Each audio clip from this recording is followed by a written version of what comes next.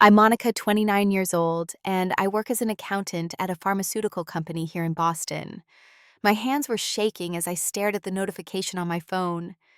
$8,500 charged to my card at some resort in the Bahamas.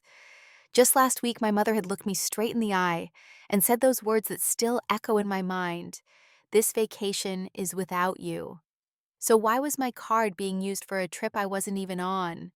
Before we dive into this story about family betrayal and finding my own strength, where are you watching from today? Please hit that like button and subscribe if you want to hear how I discovered the shocking truth about my own family and what I did to take back control of my life. Growing up as the eldest child in my family meant responsibility came early. My father, Gerald, now 58, lost his job at the manufacturing plant 3 years ago and hasn't found steady work since. My mother, Patricia, 56, has been a homemaker since before I was born, always saying that taking care of the family was her full-time job.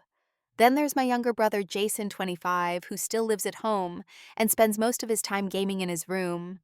I started working when I was 18, juggling multiple part-time jobs while attending Northeastern University. The partial scholarship I earned covered tuition, but everything else fell on my shoulders: books, food, transportation, housing. It all came from waiting tables, tutoring, and doing data entry late into the night. My parents would occasionally send $20 here and there, always with reminders about how tight money was at home. After graduation, I landed my current position at Pharmatech Solutions with a starting salary of $65,000. It felt like hitting the lottery at the time. Within 2 years, I'd worked my way up to $85,000 annually. But instead of finally being able to breathe and save for my future, I became the unofficial financial backbone of my family. Every month, I transferred $2,500 to my mother's account for household expenses. She always says it's just to help with groceries and utilities, but I know it covers much more than that. The mortgage payment that my father can no longer make, Jason's gaming subscriptions, even my mother's weekly salon visits, all come from that money. On top of the monthly transfer, I pay for the family's health insurance through my company plan. $800 monthly comes straight from my paycheck to ensure everyone has medical coverage. The electric bill, water, internet, and cable TV subscriptions are all under my name too, adding another $400 to my monthly obligations. Meanwhile, I'm still paying off $60,000 in student loans. The monthly payment of $650 feels especially heavy when I think about how I'm supporting three adults who seem perfectly capable of working but choose not to. After all my obligations, I manage to save maybe $500 a month for myself if I'm lucky. My mother, Patricia, has never been satisfied with what I provide. She constantly compares me to Stephanie from down the street, who married an investment banker and now lives in a mansion in Wellesley. "Why couldn't you find a rich husband like Stephanie?" did she asks me at every family dinner. "Instead of wasting your time with those numbers, you should have focused on finding a good man to take care of you." My father, Gerald, used to stand up for me when I was younger, but these days he just sits quietly when Patricia launches into her critiques. His silence feels like agreement, and sometimes that hurts more than my mother's words. He'll occasionally pat my shoulder and mumble something about appreciating my help, but he never tells Patricia to stop. Jason sees me as nothing more than a walking ATM. He's never had a real job, claiming he's waiting for the right opportunity in game development. Meanwhile, he's upgraded his gaming setup 3 times in the past year, always coming to me with promises that this new graphics card or that gaming chair will help him break into streaming. I usually give in because Patricia guilt trips me about not supporting my brother's dreams. 2 months ago, everything started to unravel when my Aunt Barbara, Patricia's younger sister, won $50,000 in the state lottery. Barbara had always been the fun aunt, single and childless, traveling the world on her teacher's salary. With her windfall, she decided to treat the extended family to a dream vacation in the Bahamas. The family group chat exploded with excitement when Barbara announced her plan: 10 days at the Atlantis resort, all expenses paid for flights, and 5 nights accommodation. The other 5 nights and daily expenses would need to be covered by each family unit. But Barbara insisted it was still an incredible deal. Everyone started making plans immediately. I wanted to go. Really, I did. The last time I'd taken a real vacation was never. Sure, I'd had long weekends here and there, usually spent catching up on sleep or visiting college friends, but An actual vacation where I could relax on a beach and forget about spreadsheets and financial reports sounded like heaven. But timing, as always in my life, was terrible. Our company was in the middle of its most crucial period of the year. Fourth quarter financial reports were due, and we were handling a potential merger with Pharmacore Industries worth $200 million. My new supervisor, Linda Harrison, had made it crystal clear that everyone needed to be present and accountable during this period. She'd already let one person go for requesting time off during the merger preparations. The family dinner to discuss the trip took place in my apartment. Yes, the two-bedroom apartment I rent for my entire family to live in, while I sleep in a converted studio across town. I'd prepared Patricia's favorite pot roast, hoping to soften the blow, when I explained I couldn't make the trip. Patricia laid out the travel brochures across my dining table, like she was presenting a business proposal. The Atlantis resort looked like paradise with its pristine beaches, crystal clear waters, and endless amenities. She traced her finger along the resort map, pointing out the casino, the spa, the multiple pools, and the dolphin encounter experience. "This is going to be the trip of a lifetime," she said, her eyes gleaming with anticipation. "Barbara's covering our flights, and 5 nights," Patricia continued, "which means we only need to handle 5 nights of accommodation and our spending money." She looked directly at me when she mentioned spending money as if it was already decided where that would come from. I took a deep breath and started explaining my situation at work. The merger I was overseeing required daily oversight of financial documents that couldn't be accessed remotely for security reasons. Linda Harrison had specifically mentioned that anyone absent during this critical period would be noted in their performance review.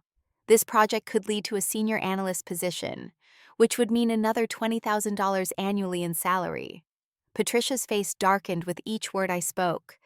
"So you're choosing work over your family," she said, her voice dripping with disappointment. "After everything we've done for you after we raised you, and sacrificed so much you can't even take 10 days to spend with us." Jason chimed in from his spot on the couch, where he was scrolling through his phone. "Some sister you are," he muttered. "Can't even make time for a once-in-a-lifetime family vacation. But I bet if your fancy work friends invited you somewhere, you'd find a way to go." I tried to explain that it wasn't about choosing work over family. This merger was massive, potentially the biggest deal our company had ever handled. If it went through successfully, and if I played a key role in making that happen, it could set my career trajectory for the next decade. I could finally pay off my loans faster, maybe even help the family more. "Help the family more," Patricia repeated sarcastically. "Monica, all you ever talk about is money. Money for this, money for that.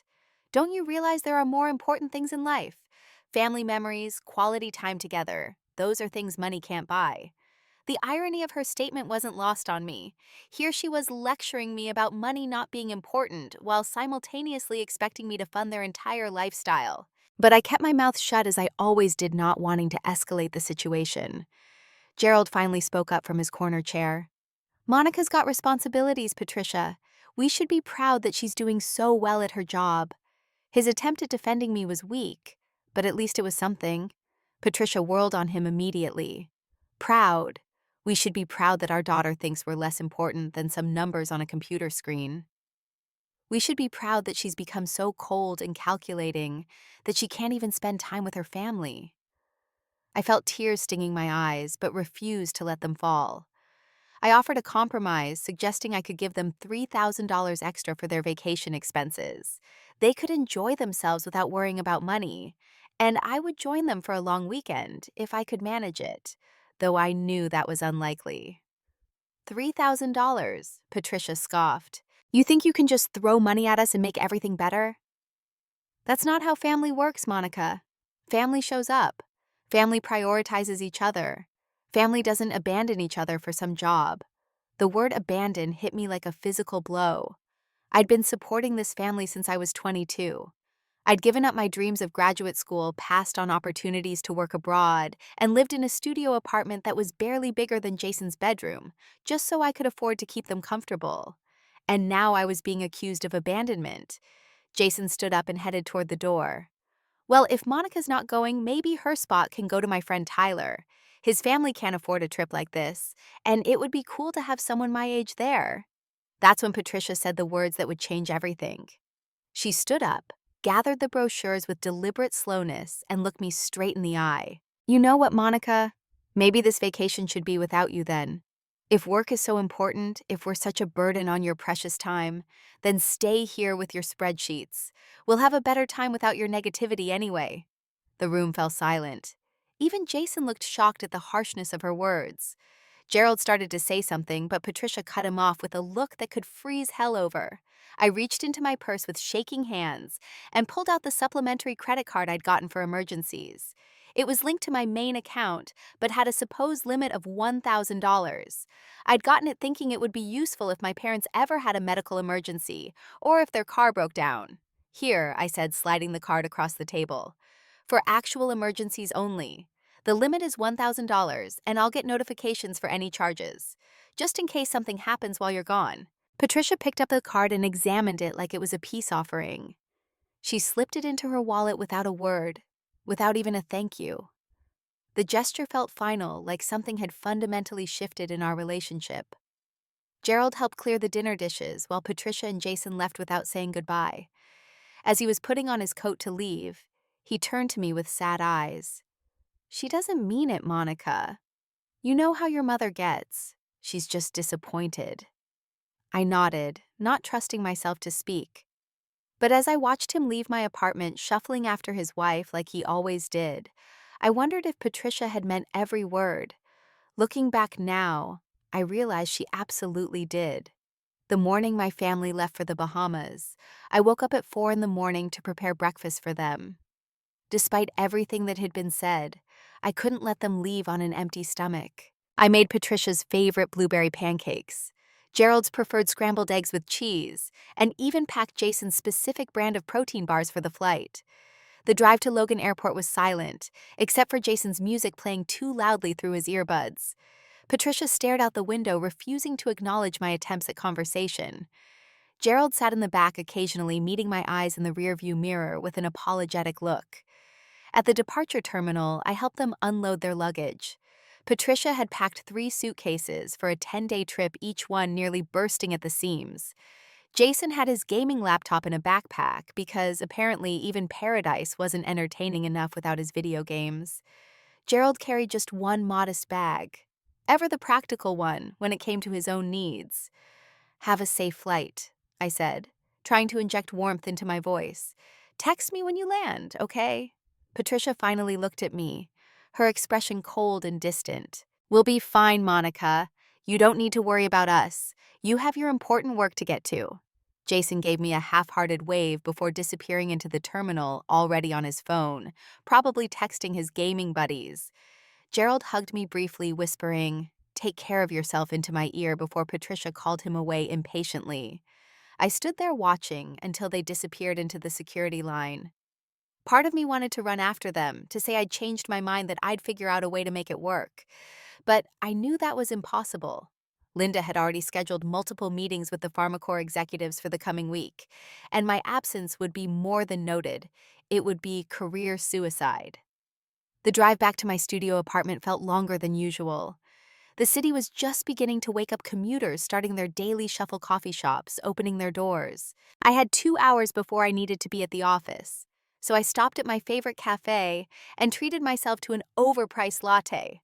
It was a small consolation, but I figured I deserved something nice. Work that week was absolutely brutal. The PharmaCorp merger documents were a labyrinth of financial statements, regulatory requirements, and legal stipulations that needed to be verified and cross-referenced multiple times. I was putting in 14 to 16-hour days, surviving on coffee and takeout, sleeping on the office couch more often than in my own bed. Linda Harrison turned out to be an incredibly demanding but fair supervisor. She noticed my dedication immediately, often finding me at my desk when she arrived at 7 in the morning and still there when she left at 9 at night. On Wednesday, she brought me dinner from her favorite Thai restaurant and sat with me while we went over the quarterly projections. "Monica," she said, "your attention to detail is exceptional.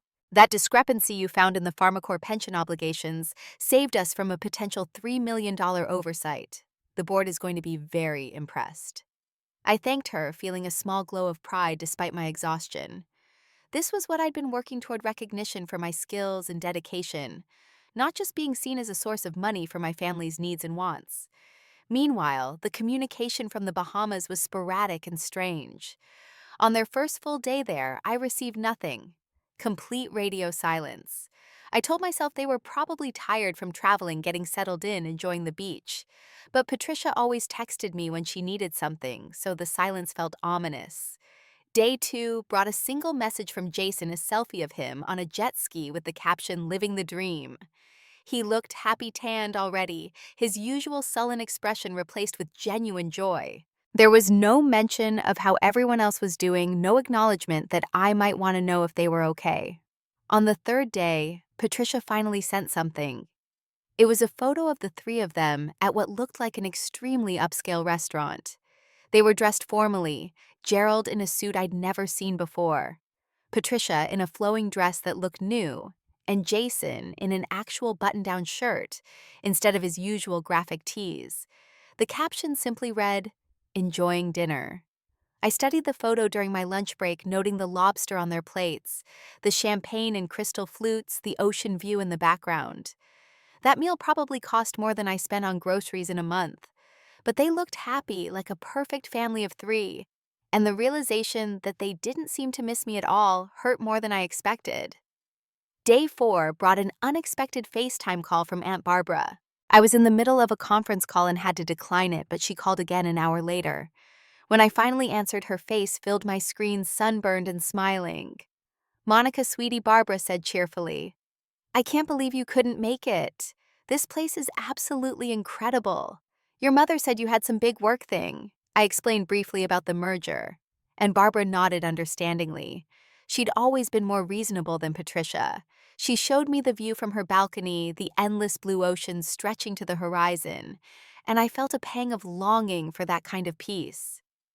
"Your family seems to be having a wonderful time," Barbara continued.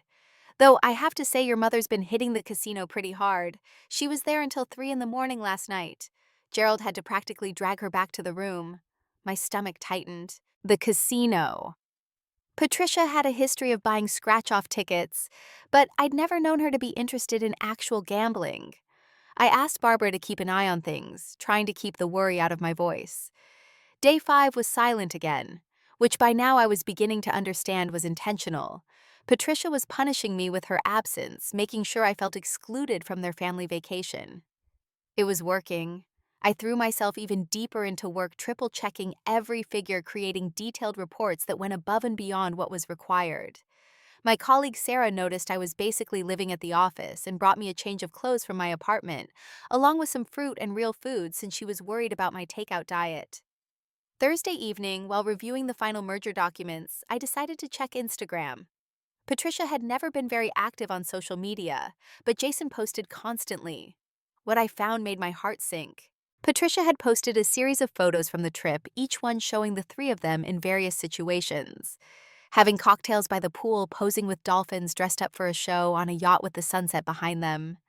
The captions were all variations of perfect family vacation, and blessed to have these two, and making memories that will last forever. In none of the photos or captions was I mentioned.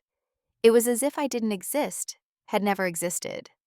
Our family friends were commenting things like "gorgeous family" and "where's Monica too," which Patricia would reply, "She chose work over family," or "she had other priorities." The colleague who sat next to me, Sarah, noticed me staring at my phone with what must have been a stricken expression. She glanced over and saw the post, immediately understanding the situation. "That's really cruel," she said softly. "Using your money to fund a vacation that they're using to publicly exclude you. That's next-level manipulation, Monica." I wanted to defend them, to say she didn't understand the whole situation, but the words wouldn't come. Because Sarah was right. This wasn't just about them being disappointed I couldn't come. This was punishment, deliberate and calculated. Friday arrived with the final push for the merger documentation. We were scheduled to present to the board at 3 in the afternoon, and everything had to be perfect. I'd been at the office since 5 in the morning, running on 3 hours of sleep and pure adrenaline. As Linda and I were doing our final review, she paused and looked at me with concern. Monica, when's the last time you went home? You've been wearing the same outfit for 2 days, just with different jackets. I admitted I'd been sleeping in the office, too focused on getting everything right to waste time commuting. Linda shook her head but smiled. After this presentation, you're taking the weekend off. That's not a request. You've more than earned it. And Monica, there's going to be a senior position opening up soon. I can't make promises, but your name is definitely in consideration. The presentation to the board went flawlessly. The merger was approved, the executives were impressed with our thorough analysis, and Linda publicly credited me with finding several crucial discrepancies that could have caused problems down the line. I was packing up my desk at 2:30, looking forward to going home and sleeping for possibly an entire day, when my phone started buzzing incessantly. Notification after notification popped up on my screen, all from my bank. The first notification stopped me cold. Transaction alert: $8,500 at Atlantis Resort Casino. I blinked, certain I was misreading it. That was impossible. The card I'd given Patricia had a $1,000 limit. There was no way this charge could have gone through. My phone continued buzzing as more notifications flooded in. Transaction alert: $2,300 at Atlantis Luxury Spa. Transaction alert: $1,800 at Paradise Yacht Rentals. Transaction alert: $3,200 at Versace Boutique Atlantis. Transaction alert: $1,500 at Nobu Restaurant Atlantis. I stumbled out of the conference room, my legs barely supporting me. $17,300 in less than 3 hours. My hands were shaking so badly I could barely hold my phone. This had to be a mistake, some kind of fraud. Someone must have stolen my card information. But deep down I knew exactly what was happening. The supplementary card I'd given Patricia wasn't limited to $1,000 as I'd thought. It had access to my entire credit line because it was linked to my primary account. I'd meant to set spending limits on it, but had been so busy with work that I'd forgotten to call the bank to set it up properly. I tried calling Patricia immediately. The phone rang and rang before going to voicemail. I called again. Same result. 5 calls, 5 times sent to voicemail. She was deliberately ignoring me. Finally, on my 6th attempt, Jason answered. His voice was slurred music blaring in the background. I could hear slot machines, laughter, the general chaos of a casino floor. "Oh, hey sis," he said casually. "Mom's at the blackjack table. She's on a hot streak. Won like $2,000 already tonight. Won $2,000. Jason, she's spending my money. That's my credit card she's using. Put her on the phone right now." There was rustling, muffled conversation. I heard Patricia's voice in the background saying, "Tell her I'm busy." Then Jason came back on the line. "Mom says you gave her permission to use the card. She said you wanted us to have a good time since you couldn't be here. Thanks for that, by the way. I got some sick new gear from the boutique here. You're the best." I didn't give permission for $17,000 in charges, I said, my voice rising despite being in the office hallway. That card was for emergencies only. "Put Mom on right now." More muffled conversation. Then I heard Patricia's voice clear as day in the background. "Tell her to stop being so dramatic. She makes good money. This is what family does for each other." The line went dead. Jason had hung up on me. I immediately tried calling back, but no one answered. My mind was racing, calculating how much of my savings this would wipe out, how many months of careful budgeting destroyed in one afternoon. I called the bank immediately. The customer service representative was sympathetic, but explained that since I'd given the card voluntarily, and the person using it was an authorized user, it complicated things. However, the unusual spending pattern and high amounts might qualify as potential fraud. "I need to freeze the card immediately," I said, "and I want to dispute these charges." The representative froze the card, but warned me that disputing charges from an authorized user, especially a family member, could be considered a criminal matter. Was I prepared to potentially press charges against my own mother? I hesitated. Despite everything, the thought of having my mother arrested made me feel sick. But $17,000. That was nearly all my emergency savings. That was months of sacrifice and careful planning obliterated in one gambling spree. "Can you at least prevent any future charges while I figure this out?" I asked. "The card is now frozen," the representative confirmed. No further charges can be made. Any attempted transactions will be declined. You have 60 days to formally dispute the charges if you choose to do so. I sat in my car in the parking garage for an hour trying to process what had happened. Then I sent Patricia a text message keeping it simple and direct. I saw the charges. This needs to stop now. The card has been frozen. We need to talk about repayment when you get back. 2 hours later, while I was finally home in my tiny studio apartment, Patricia responded, "Don't be so dramatic, Monica. You said we could use the card. We're just trying to enjoy our vacation since you abandoned us for your precious job. You make good money. Stop being selfish. Family helps family." I stared at the message in disbelief. Selfish, I'd been supporting them for 7 years. I'd sacrificed my 20s to ensure they had a roof over their heads and food on the table. And now I was selfish for not wanting them to drain my savings on designer clothes and gambling. I typed and deleted a dozen responses. Part of me wanted to unleash years of pent-up frustration, to list every sacrifice I'd made, every dream I'd deferred, every opportunity I'd passed up for them. But I knew it wouldn't matter. In Patricia's mind, she was entitled to whatever I had because she'd given birth to me. Instead, I sent a simple response. That money was my emergency fund. You've spent $17,000 in one day. This is theft, Mom. I'm giving you 24 hours to figure out how you're going to pay this back, or I'm filing a formal dispute with the bank. Her response came quickly. You wouldn't dare. I'm your mother. Without me, you wouldn't even exist. Everything you have is because I raised you. You owe us this. Stop being ungrateful. I turned off my phone and cried for the first time in years. Not gentle tears, but body-shaking sobs that left me exhausted and empty. When I finally stopped, I felt something shift inside me. The guilt, the obligation, the need for their approval. It all started to crack like ice in spring. Saturday morning brought more attempts from them to use the frozen card. The bank sent me notifications of each declined transaction. $5,000 at the casino, $3,000 at a jewelry store, $1,500 at a restaurant. They were trying to squeeze every last penny they could, even after I'd explicitly told them the card was frozen. I called Aunt Barbara directly. She answered on the second ring, sounding concerned when she heard my voice. "Monica, honey, what's wrong?" "You sound terrible." I told her everything.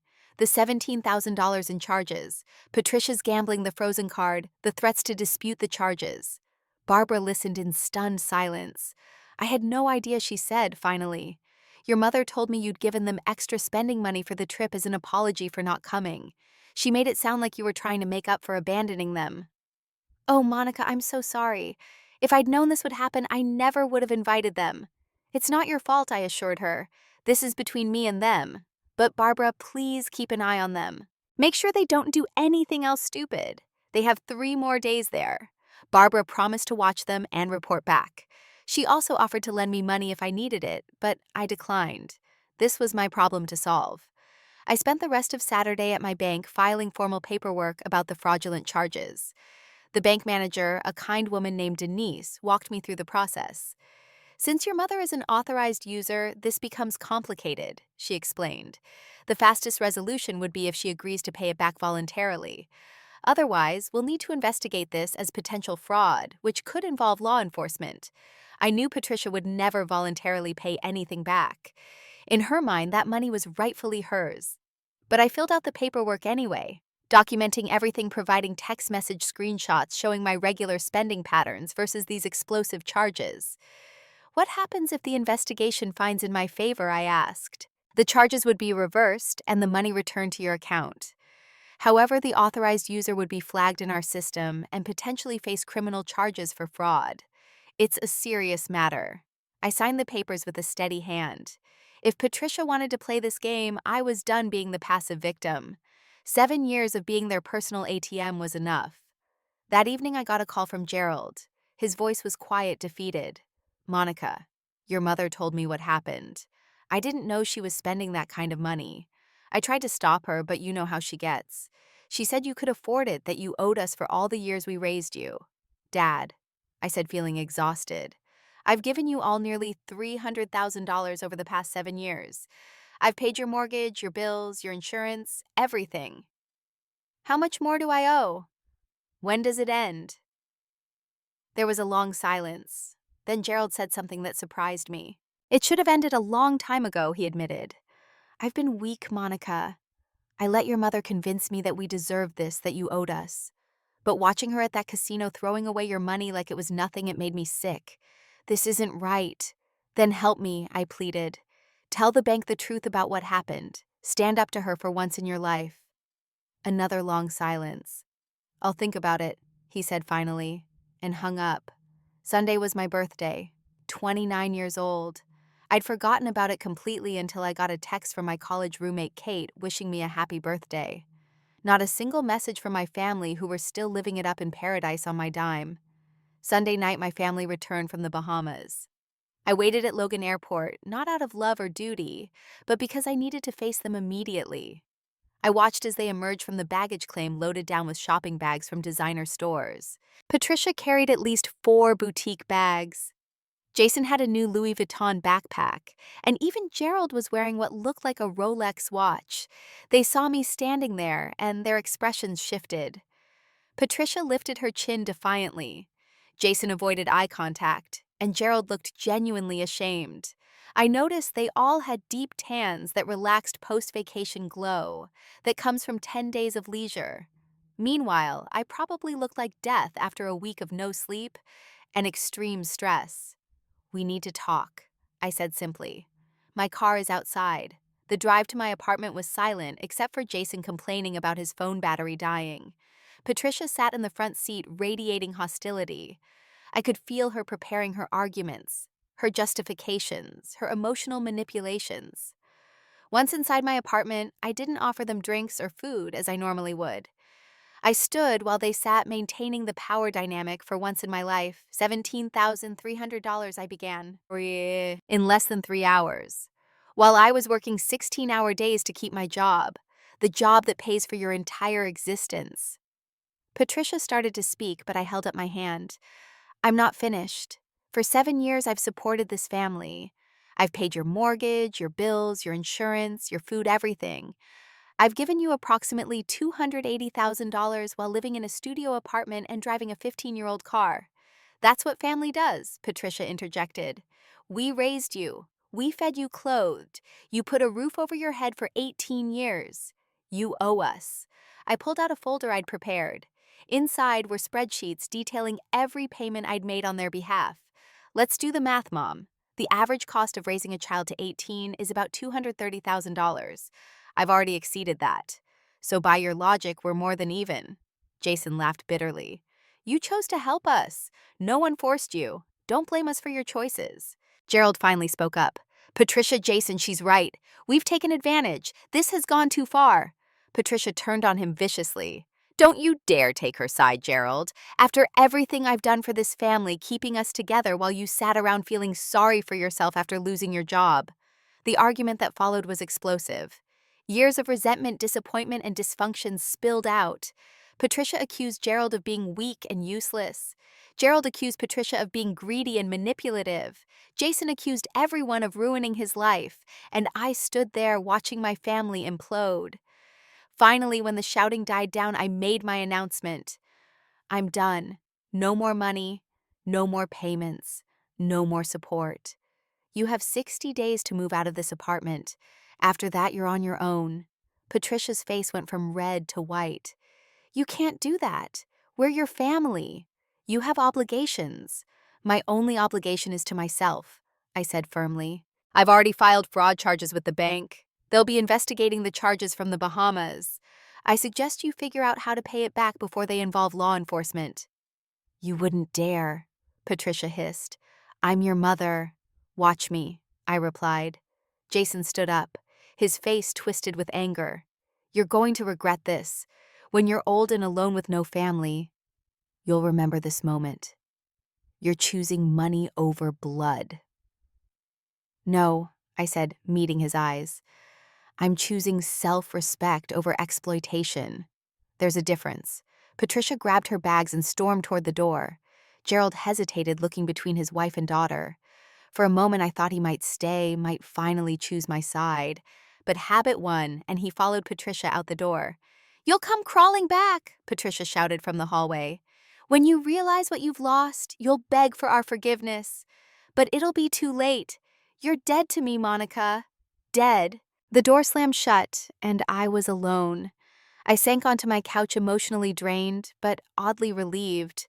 The worst had happened, and I'd survived it. Monday morning, I returned to work to find Linda waiting in my office with coffee and pastries. I heard through the grapevine that you had some family drama this weekend, she said kindly. Do you need some time off? I was touched by her concern, but shook my head. Actually, work is exactly what I need right now. It's the one area of my life that makes sense. Linda studied me for a moment.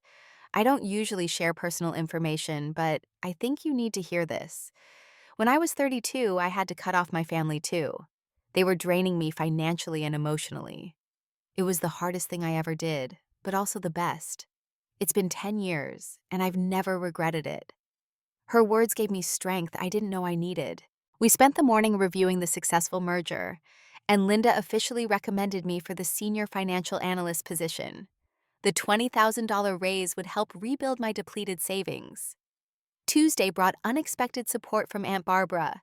She called to tell me what she'd witnessed in the Bahamas and offered to provide a statement to the bank about Patricia's gambling and excessive spending. Monica, I need to tell you something else, Barbara said. This isn't the first time your mother has done something like this. 5 years ago, she borrowed $30,000 from me for a supposed medical emergency. It turned out she'd been playing online poker and lost big. I never got that money back. My cousin Emma also reached out. She'd seen Patricia's vindictive Facebook posts about her ungrateful daughter and wanted me to know that Patricia had borrowed $5,000 from Emma's mother 2 years ago and never repaid it. There was a pattern here I'd been too close to see. The bank investigation moved quickly once they had statements from Barbara and documentation of Patricia's gambling problem. By Thursday, they'd reversed most of the charges, returning $15,000 to my account. The remaining charges that seemed legitimate, like some restaurant meals, would stay. Patricia was flagged in the banking system and received a formal notice about the investigation. She tried calling me dozens of times, leaving increasingly frantic voicemails that I deleted without listening. Gerald sent an email that I did read. It was long and rambling, but essentially an apology. He admitted he'd failed as a father, that he'd let Patricia's stronger personality dominate their marriage, that he'd taken the easy path of going along instead of standing up for what was right. He was moving in with his brother and considering divorce. Jason predictably launched a social media campaign against me. He posted about being homeless because of his heartless sister, about how money had corrupted me, about family values being dead. His gaming friends, who'd never worked a day in their lives, rallied around him with supportive comments about toxic capitalism and evil corporations. But for every negative post, I received private messages of support from extended family and friends who'd watched the situation unfold for years. Many shared their own stories of financial abuse, by family members of setting boundaries, of choosing self-preservation over toxic relationships. My colleague Sarah became an unexpected source of support. She'd been through something similar with her siblings and understood the guilt and grief that came with cutting off family. She introduced me to a support group for people dealing with financial abuse from relatives. 6 months have passed since that confrontation, and my life has transformed in ways I never imagined possible.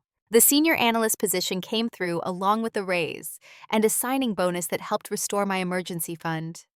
I moved from my cramped studio into a beautiful one-bedroom apartment in Back Bay, with exposed brick walls and actual sunlight streaming through large windows.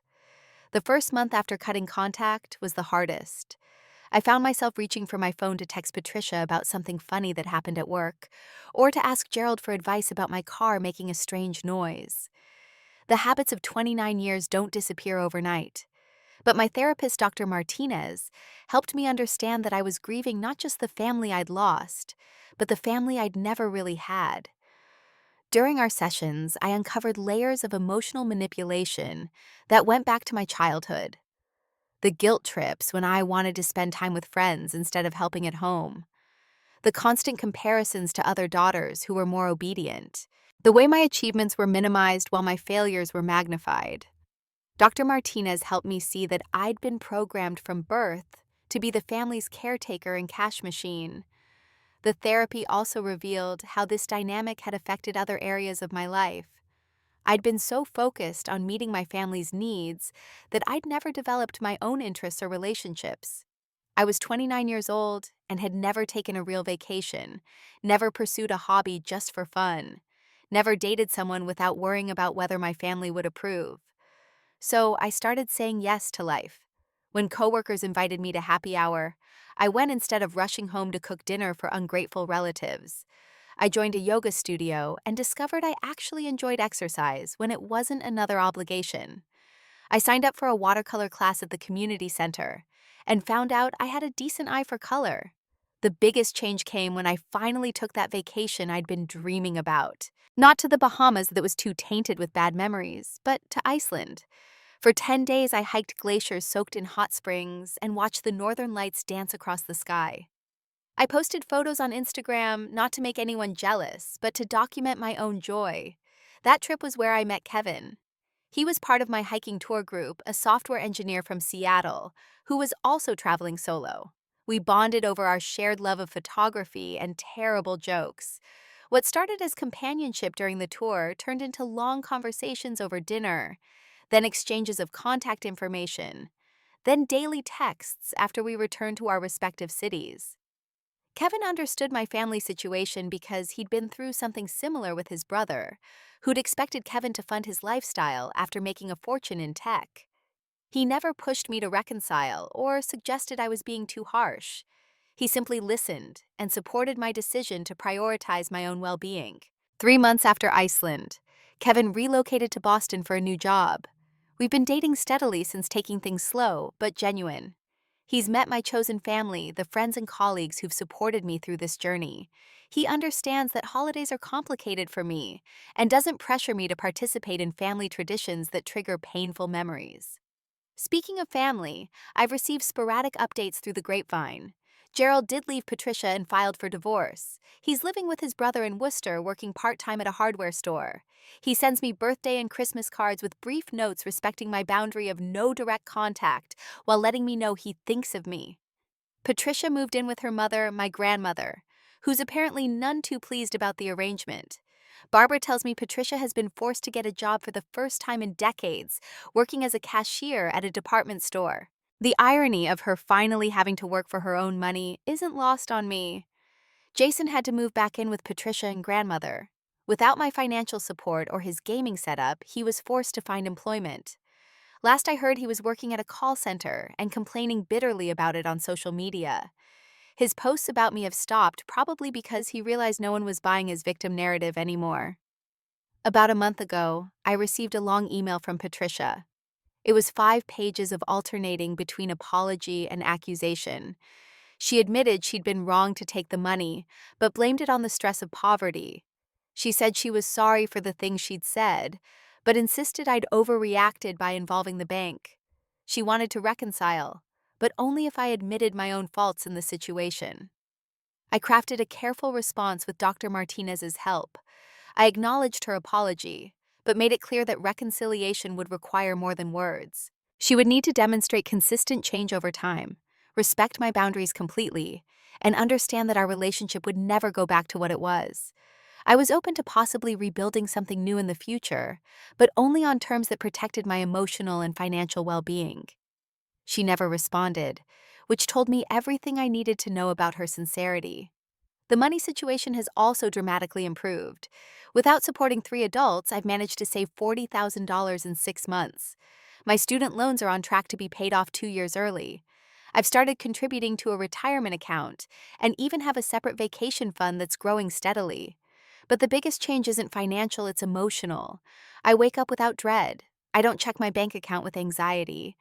I can buy myself lunch without calculating whether I can afford it after everyone else's needs are met. The constant weight of obligation and guilt has lifted, replaced by a lightness I'd never experienced before.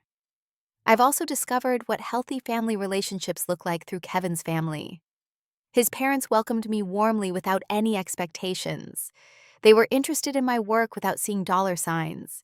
They included me in family dinners where everyone contributed something and no one kept score. It was a revelation that family could be supportive without being transactional. Linda has become more than just a supervisor. She's become a mentor and friend. She recently promoted me again to lead a new team focused on international mergers. The position comes with more responsibility, but also more autonomy and another significant raise. She told me she sees potential in me that I'm only just beginning to tap into. The support group Sarah introduced me to has been invaluable. Hearing other people's stories of financial abuse by family members helped me understand that I wasn't alone or crazy. Many of them had been told the same things, that they were selfish, ungrateful, abandoning their family. Many had lost relationships with siblings who sided with the abusive parents. But all of them had found peace and prosperity on the other side of that difficult decision. I still have moments of sadness and guilt. When I see happy families at restaurants or watch movies about family reconciliation, I feel a pang of loss. But Dr. Martinez reminds me that I'm grieving a fantasy, not a reality. The family I wish I had never existed, the family I actually had, was toxic and exploitative. The most important lesson I've learned is that blood doesn't make a family love and respect do. The family I'm building now with Kevin, with my friends, with my chosen circle of support, is based on mutual care and genuine affection. No one keeps a running tally of who owes whom. No one uses guilt as a weapon. No one sees me as a resource to be exploited. Sometimes the most expensive vacation is the one that costs you your family. But what I gained in return was priceless. I gained freedom from manipulation, peace from constant financial stress, and most importantly, I gained myself. I discovered who Monica is when she's not defined by what she can provide for others. The Bahamas vacation that was supposed to happen without me ended up being the catalyst for the life I was meant to live. Patricia was right about one thing, that vacation was without me. But it turns out that was exactly what I needed. Sometimes you have to lose everything you thought mattered to find what actually does. Looking back, would I change anything? Maybe I would have set boundaries earlier, sought therapy sooner, recognized the exploitation for what it was before it cost me so much money and emotional energy. But every experience led me to this moment, sitting in my beautiful apartment preparing for a dinner date with someone who values me for who I am, not what I can provide, looking forward to a future that belongs entirely to me. Family isn't about obligation or blood or guilt. It's about choosing to love and support each other freely without conditions or scorekeeping. The family that told me I was selfish for protecting myself taught me the most valuable lesson of all. Sometimes the most loving thing you can do for yourself, and even for them, is to walk away and refuse to enable dysfunction any longer. That $17,000 charge on my credit card was actually a bargain. It was the price of my freedom, my self-respect, and my future. And honestly, I would pay it again in a heartbeat for the life I have now. As I finish sharing this story with you, I want you to know that if you're dealing with family financial abuse, you're not alone. Setting boundaries doesn't make you selfish. Protecting your financial future doesn't make you greedy. Choosing your own well-being doesn't make you a bad person. What did you think of my story? Have you ever had to deal with family members who felt entitled to your money? I'd love to hear your experiences in the comments below. If this story resonated with you, please hit that like button and subscribe to hear more stories about overcoming family dysfunction and finding your own path. Share this with anyone who might need to hear that it's okay to choose themselves. Thank you for listening to my journey. Remember, you don't owe anyone your financial ruin just because they're family. You deserve to thrive, not just survive. Take care of yourselves, set those boundaries, and never apologize for protecting your peace and prosperity.